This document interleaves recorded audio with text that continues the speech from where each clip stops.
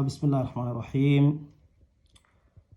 waxaan qaadanaynaa insha allahu tacaala caawa darsigii ugu horeeyey oo ka mid ah kitaabka la yidhaahdo qaacidatu nuuraaniya oo aynu soo qaadanay muqadimadiisii.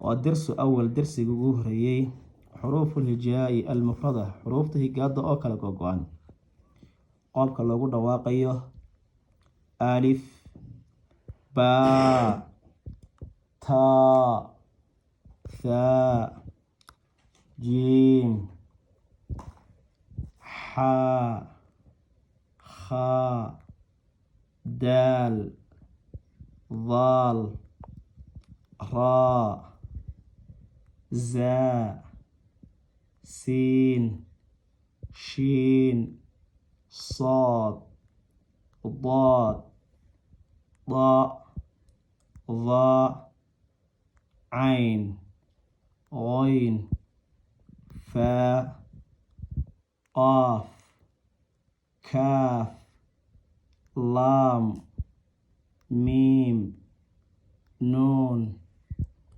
واو، هاء، همزة، ياء، ياء.